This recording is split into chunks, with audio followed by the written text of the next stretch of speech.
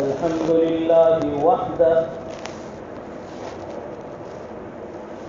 والصلاة والسلام على من لا نبي بعده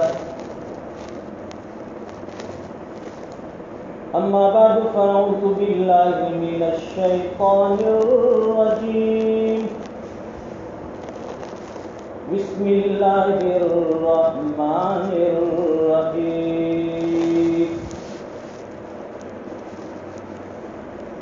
إنا نحن نزلنا الذكر وإنا له لحافظون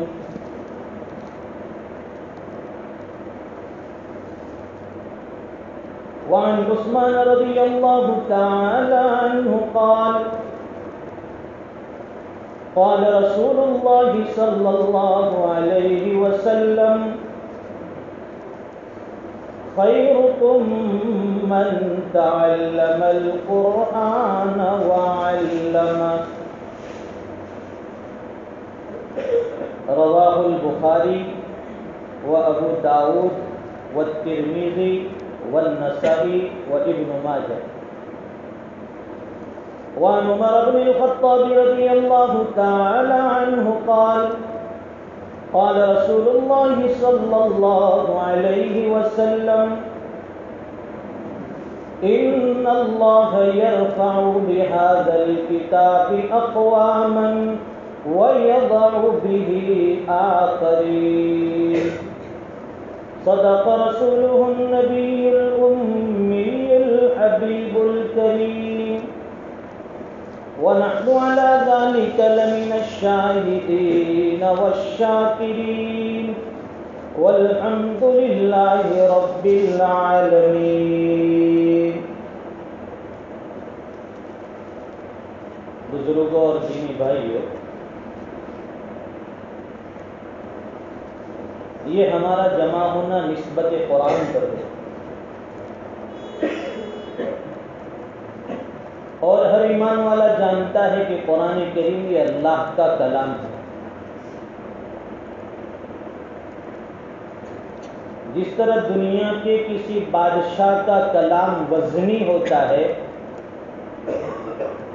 یہ تو بادشاہوں کے بادشاہ کا کلام ہے.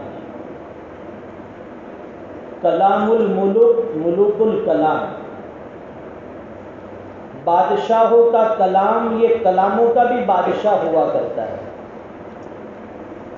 تو قرآن کریم یہ اللہ کی ذات سے نکلا ہوا کلام ہے. اسی لیے بتلایا کہ نہ اس کا پڑھنے والا محروم ہوتا ہے، نہ سننے والا محروم، نہ سیکھنے والا محروم، نہ سکھانے والا محروم.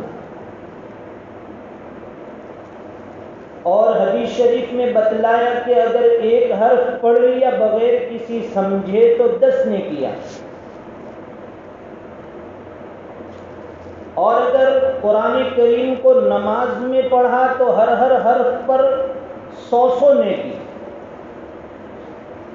اور اگر اسی قرآن کریم کو رمضان میں پڑھا اور نماز میں پڑھا تو ہر حرف پر 1000 نے کی، اور اگر اسی قرآن کریم کو جامع مسجد کے اندر پڑھا یا اس سے آگے چل کر کسی دوسری بڑی مسجد میں پڑھا، یہاں تک لکھا ہے مفسرین نے کہ اگر قرآن کریم کو مسجد حرام میں پڑھا، رمضان المبارک میں پڑھا، نماز کی حالت میں پڑھا، اللہ تعالیٰ ایک حرف پر 70,000 نیکی عطا فرماتے ہیں. اس لیے رمضان میں جو لوگ عمرہ کے لیے جاتے ہیں، خالی وہ کھانا پوری کے لیے نہیں جانتے، وہ وہاں کھانا پوری اور تفریح سیاحت کے لیے نہیں جانتے، معلوم ہے کہ یہ نیکیوں کے سیزن کا موسم ہے. اس لیے لوگ رمضان کے عمرہ کو پسند کرتے ہیں.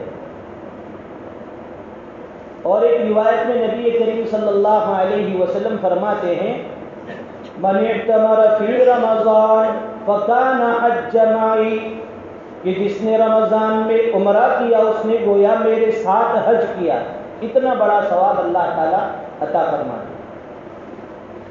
تو قرآن کریم یہ اللہ تعالیٰ کی طرف سے نبی کریم صلی اللہ علیہ وسلم پر نازل ہوا، اور یہ ہم سب کی اور پوری دنیا کے انسانوں کی ہدایت کے لیے نازل ہوا۔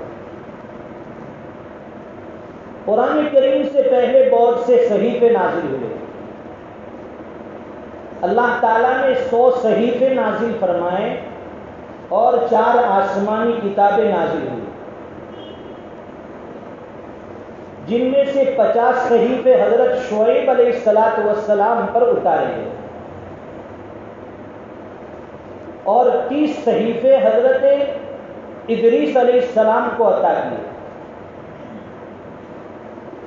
10 صحیفے حضرت موسیٰ علیہ السلام کو نبوت سے پہلے دیے گئے، اور 10 صحیفے حضرت ابراہیم علیہ السلام کو دیے گئے، تو یہ 100 صحیفے ہوئے، اور 4 آسمانی کتابیں توریت، زبور، انجیل اور قرآن کریم۔ اب یہ آسمانی کتابیں اور جتنے بھی صحیفے ہیں سب کے سب رمضان المبارک میں نازل ہوئے۔ یکم رمضان کو اللہ تعالیٰ نے حضرت ابراہیم علیہ السلام کو صحیفے عطا فرمائے، 2 رمضان کو حضرت موسیٰ علیہ السلام کو توریت عطا کی گئی، 6 رمضان کو حضرت داؤد علیہ السلام کو زبور دی گئی، اور 12 رمضان کو حضرت عیسیٰ علیہ السلام پر انجیل اتاری گئی، اور 21 رمضان پیر کی رات جناب محمد الرسول اللہ صلی اللہ علیہ وسلم پر اللہ کا یہ کلام نازل کیا گیا اور آپ کو نبوت کا تاج پہنایا گیا۔ قرآن کریم ہم جو لفظ بولتے ہیں قرآن، یہ عربی زبان کا لفظ ہے، اور اگر آپ کوئی ڈکشنری اٹھائیے، لغت اٹھائیے، تو اس میں قرآن کریم کا مطلب لکھا ہوگا جمع کرنا، اس لیے کہ قرآن کریم یہ تمام علوم کا جامع ہے، سر چشمہ ہے۔ اور دوسرا مطلب لکھا ہوگا بار بار پڑھی جانے والی کتاب۔ دنیا میں سب سے زیادہ اگر کوئی کتاب پڑھی جاتی ہے تو وہ قرآن کریم ہے۔ اس لیے بہت سی مرتبہ ہمارے دوستوں کے فون بھی آتے ہیں کہ فلاں ہمارے ملنے والے غیر مسلم ہے اور وہ قرآن کریم چاہتے ہیں کہ ہمیں قرآن کریم دیا جائے تاکہ ہم اس کا مطالعہ کریں، اس کا ریسرچ کریں، اس کو پڑھ سکیں۔ اور آج دنیا میں سائنس جتنی زیادہ ترقی کر رہی ہے، آپ یقین مانیے کہ وہ سائنس کی کتابیں بعد میں مطالعے میں رکھتے ہیں، لیکن قرآن کریم کی تفاسیر کو پہلے اٹھا کر وہ دیکھتے ہیں۔ تو قرآن کریم کے یہ لغوی معنی ہوئے، اور عرفی معنی قرآن کریم کا کہ وہ کلام الہی، اللہ کا وہ کلام جو جناب محمد الرسول اللہ صلی اللہ علیہ وسلم کو بطور اعجاز عطا فرمایا، اور اس کی تلاوت کو اور اس کے پڑھنے کو عبادت قرار دیا۔ یہ قرآن کریم کے عرفی معنی ہیں۔ اب یہ قرآن کریم کس طرح نازل ہوا؟ تو دفعتاً واحدتاً، ایک ہی مرتبہ میں لوح محفوظ سے آسمان دنیا پر لیلۃ القدر میں نازل کیا گیا، اور پھر وہاں سے قلب محمد صلی اللہ علیہ وسلم پر بتدریج جیسی جیسی ضرورت پیش آتی گئی قرآن کریم نازل ہوتا گیا۔ قرآن کریم کتنے عرصے میں آسمان دنیا سے اس زمین پر اترا؟ تو مفسرین نے لکھا ہے کہ 22 سال 6 مہینے اور 14 دن میں یہ پورا قرآن کریم جناب محمد رسول اللہ صلی اللہ علیہ وسلم پر نازل ہوا۔ اب قرآن کریم کس طرح سے اترتا تھا، وحی کی کیا شکل تھی؟ تو علماء نے نزول وحی کے مختلف طریقے بتلائے۔ کہ کبھی وحی اس طرح سے آتی تھی کہ اللہ کی طرف سے فرشتہ کسی انسانی شکل میں جناب رسول اللہ صلی اللہ علیہ وسلم کے پاس آ کر اللہ کا پیغام سنا دیتا تھا۔ یہ نزول وحی کی سب سے آسان صورت تھی۔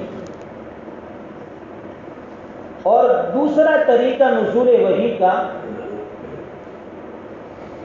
کہ حضرت جبرائیل علیہ السلام کسی انسانی شکل کے علاوہ اپنی اصلی صورت میں جناب رسول اللہ صلی اللہ علیہ وسلم کے سامنے حاضر ہوتے تھے، آپ کو دکھائی دیتے تھے۔ اور یہ آپ کی پوری مبارک زندگی میں صرف 3 موقع ایسے آئے کہ حضرت جبرائیل علیہ السلام اپنی اصلی صورت میں سامنے آئے۔ پہلی مرتبہ خود نبی کریم صلی اللہ علیہ وسلم نے خواہش ظاہر فرمائی تھی حضرت جبرائیل کو اصلی صورت میں دیکھنے کی۔ اور دوسرے موقع پر جو معراج ہوئی جناب رسول اللہ صلی اللہ علیہ وسلم کو، اس معراج میں نبی کریم صلی اللہ علیہ وسلم نے حضرت جبرائیل کو اپنی اصلی شکل و صورت میں دیکھا۔ اور تیسرا موقع نبوت کے ابتدائی زمانے میں مکہ مکرمہ میں مقام اجیاد میں نبی کریم صلی اللہ علیہ وسلم نے حضرت جبرائیل کو اصلی شکل میں دیکھا۔ تو یہ وحی کی نزول کی 2 صورتیں ہوئی۔ اب تیسری صورت کہ اللہ تبارک و تعالی براہ راست بغیر کسی واسطے کے نبی کریم صلی اللہ علیہ وسلم کو اللہ کے ساتھ ہم کلامی کا شرف حاصل ہوا، اور یہ بھی پوری زندگی میں صرف 2 مرتبہ، ایک تو معراج کے موقع پر اور دوسرا خواب کے اندر، ایک بیداری میں اور ایک خواب میں۔ نزول وحی کی چوتھی شکل کہ نبی کریم صلی اللہ علیہ وسلم کو حضرت جبرائیل علیہ السلام نہ تو خود اپنی شکل میں سامنے آتے تھے نہ کسی انسانی شکل میں، بلکہ حاضر ہوئے بغیر صرف جناب رسول اللہ صلی اللہ علیہ وسلم کے قلب مبارک پر کوئی بات القا فرماتے تھے اور وہ بات آپ کو یاد ہو جاتی تھی۔ یہ چوتھی شکل تھی۔ ایک 5ویں صورت نزول وحی کی جناب رسول اللہ صلی اللہ علیہ وسلم فرماتے ہیں کہ کبھی گھنٹی کی سی آواز آتی تھی۔ کسی زمانے میں ہمارے پوسٹ آفس کے اندر جو پرانے حضرات ہیں وہ جانتے تھے کہ ٹیلی فون کا زمانہ نہیں تھا۔ اگر کسی کے یہاں انتقال ہوا بیرون ملک میں تو وہاں سے وہ لوگ تار کرتے تھے، تار۔ وہ پوسٹ آفس کے اندر ایک چھوٹا سا مشین رکھا ہوتا تھا، وہاں سے وہ لوگ تار کرتے تھے، یہاں گھنٹی کی طرح ٹن ٹن ٹن ٹن آواز بجتی تھی۔ اب وہاں سننے والا تو یہی کہے گا کہ یہ گھنٹی بج رہی ہے، لیکن وہاں جو اس کا پوسٹ آفس کا ماسٹر ہوتا ہے اسے پتا ہوتا ہے کہ اس کے اندر کیا کہنا چاہتے ہیں یہ لوگ۔ وہ لکھ لیتا تھا اور لکھ کر ہمارے گھر پہنچاتا تھا کہ فلاں جگہ سے آپ کے نام یہ تار آیا ہے، یہ پیغام آیا ہے۔ تو یہ وحی کی ایک شکل ہوتی تھی کہ گھنٹی کی سی آواز بجتی تھی۔ نبی کریم صلی اللہ علیہ وسلم فرماتے ہیں کہ وحی کی یہ شکل سب سے زیادہ میرے لیے سخت تھی، اس کا سمجھنا، اس کا حاصل کرنا یہ بہت دشوار تھا۔ پھر فرماتے ہیں کہ جب یہ کیفیت بن ہوتی تھی، وہی وہ گھنٹی کی سی آواز بن ہوتی تھی، تو اس آواز کے اندر کیا کہا گیا تھا وہ مجھے یاد ہو جاتا تھا۔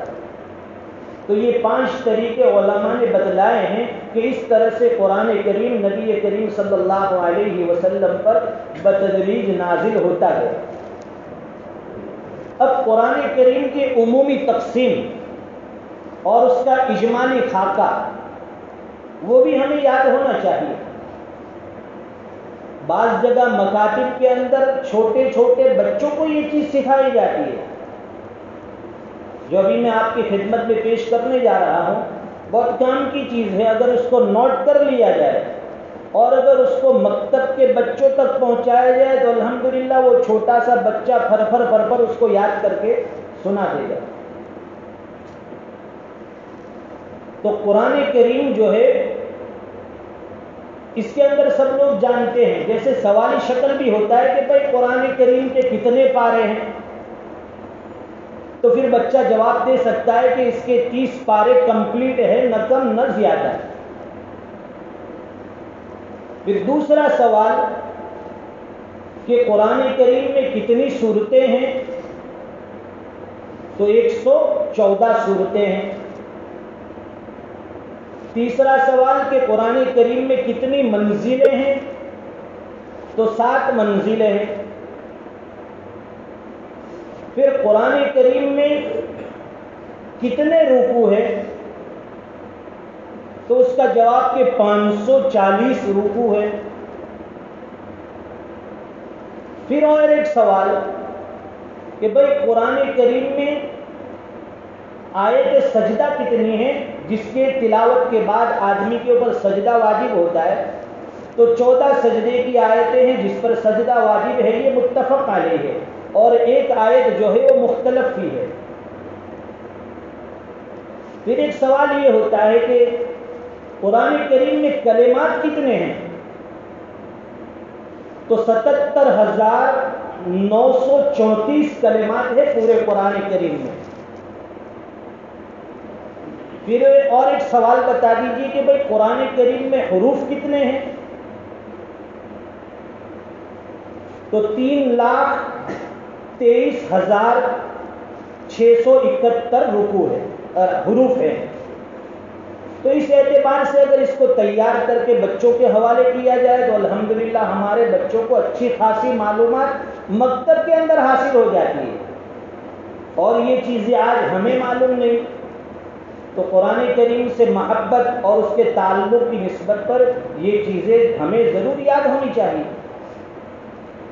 تو قرآن کریم یہ اللہ کا کلام ہے، قلب محمد صلی اللہ علیہ وسلم پر نازل ہوا، اور جناب رسول اللہ صلی اللہ علیہ وسلم کے ذریعے یہ کلام ہم تک پہنچا۔ اس لیے فارسی کے ایک شاعر نے بڑی اچھی بات کہی، گر تمہیں خواہی مسلمان زیستن، نیست ممکن جز بقرآن زیستن۔ فرمایا کہ اگر تم اپنی مسلمانی والی زندگی قرآن کریم کے بغیر گزارنا چاہتے ہو، اگر اسلامی زندگی قرآن کریم کو چھوڑ کر گزارنا چاہتے تو ممکن نہیں، قرآن کریم کے بغیر کسی ایمان والے کی زندگی نہیں گزر سکتی۔ اللہ معاف فرمائے ہمارے جوانوں کو کہ جب رات کو سوتے ہیں تو ہمارے ہاتھ میں جو سب سے آخری چیز ہوتی ہے وہ ہمارا موبائل۔ اگر رات میں آرام کے بیچ میں کبھی آنکھ کھل گئی تو ہمارا ہاتھ سب سے پہلے جو جائے گا وہ موبائل کے اوپر جاتا ہے۔ صبح اٹھنے کے بعد بیدار ہو کر سب سے پہلے اگر کوئی چیز آدمی ہاتھ سے چھوتا ہے تو وہ موبائل، کہ اس میں کس کا میسج آیا ہے، کس کا پیغام آیا ہے۔ لیکن یہ بھول گیا ہے کہ اللہ تعالیٰ نے ہمیں پیغام کی اور میسج کی پوری ایک بک دے دی۔ قرآن کریم ایسا پیغام ہے اللہ کی طرف سے، اس میں اتنے میسج دیے گئے ہیں کہ اگر آدمی صبح اٹھ کر اس میسج کو روزانہ پڑھے تو اس کی زندگی سنورتی چلی جائے گی، اسے دنیا میں کبھی پریشانی کا، تکلیف اور حالات کا منہ نہیں دیکھنا پڑے گا۔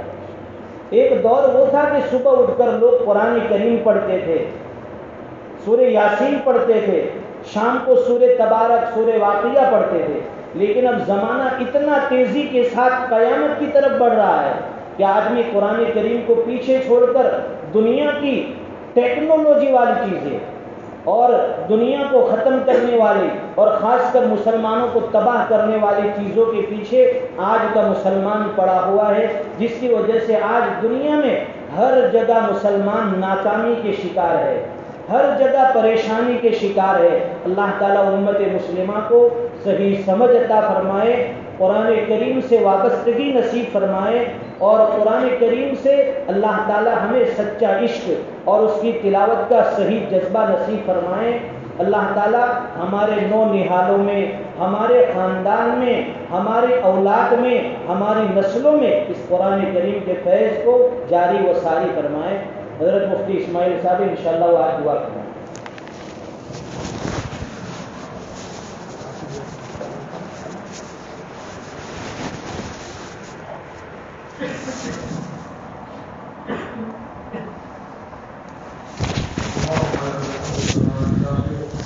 وصل على سيدنا محمد وعلى آله وصحبه وسلم.